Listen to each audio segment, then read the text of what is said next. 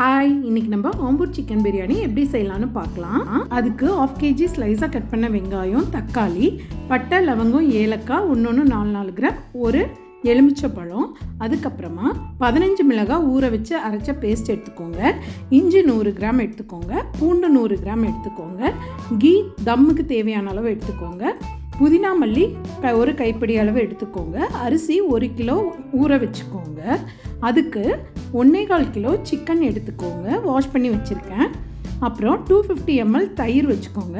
அப்புறம் 250 ml oil எடுத்துக்கோங்க. பாத்திரம் ஹீட் ஆனதுக்கப்புறம் ஆயில் ஊற்றி அதில் பட்டை, லவங்கம், ஏலக்காய் போட்டு பொரிஞ்சப்பறம் கொஞ்சம் வெங்காயம் போட்டு அது நல்லா ஃப்ரை பண்ணிக்கோங்க. அது நல்லா ஃப்ரை ஆகணும்.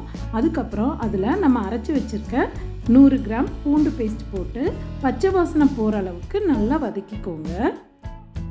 இப்போ நம்ம ஸ்டவ்வில் ஒரு 3 லிட்டர் தண்ணி எடுத்து சிம்மில் வச்சுடுங்க. அது நம்ம சைடில் சூடாகிட்டு இருக்கட்டும். இப்போ நம்ம இஞ்சி பேஸ்ட் எடுத்து அதில் போட்டு நல்லா வதக்கலாம். இப்போ ரெண்டுமே நல்லா கோல்டன் ப்ரௌன் ஆகிற வரைக்கும் நல்லா வதக்கிக்கோங்க. டிஸ்கிரிப்ஷனில் எல்லாத்துக்குமே அளவு கொடுத்துருக்கேன், நீங்கள் அதை பார்த்து நீங்கள் செய்யுங்க. அப்புறமா கொஞ்சமாக கொத்தமல்லி போட்டு அதையும் சேர்த்து நல்லா வதக்கிக்கோங்க.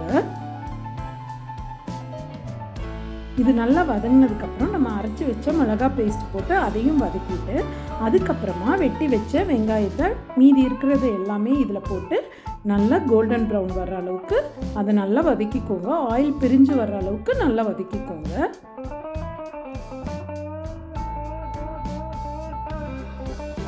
இப்போ 1/2 கிலோ தக்காளி ஸ்லைஸ் பண்ணி வச்சுருந்தோம்ல, அதை இதில் போட்டு இதையும் சேர்த்து நல்லா வதக்கிக்கோங்க.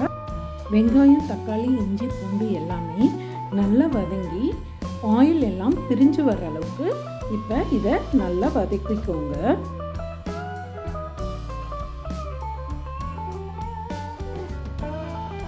இப்போ ஆயில் நல்லா பிரிஞ்சு வந்துடுச்சு. இப்போ சிக்கன் எடுத்து அதில் போட்டு அதை நல்லா வதக்குங்க. இப்போ அதில் தேவையான அளவு கல்லுப்பு போட்டுக்கோங்க. இப்போ நம்ம எடுத்து வச்சு 250 ml தயிர் அதில் ஆட் பண்ணிக்கோங்க. இப்போ அதையும் சேர்த்து நல்லா வதக்கிக்கோங்க.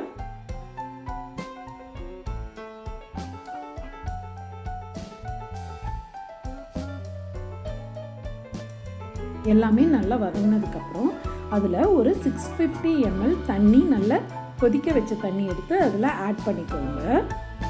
இது நல்லா கொஞ்சம் ஒரு 5 மினிட்ஸ் கொதிக்கட்டும். சிக்கன்லாம் நல்லா வெந்ததுக்கு அப்புறமா இப்போ நம்ம அதில் ஒரு லெமன் புழிஞ்சு விட்டுக்கலாம். அப்புறம் ஒரு கைப்பிடி புதினா, கொத்தமல்லி எல்லாம் போட்டுருங்க.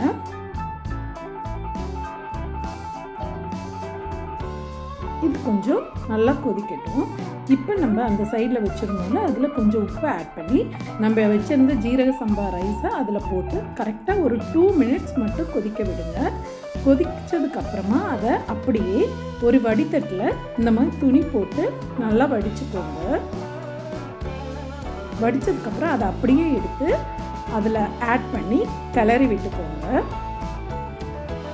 இப்போ ஊற வச்ச அரிசியை பொறுத்து இப்போ நம்ம தண்ணி தேவைன்னா இந்த இடத்துல எக்ஸ்ட்ரா அந்த வடித்த தண்ணி இருக்கும்ல அதை கொஞ்சம் ஆட் பண்ணிக்கோங்க.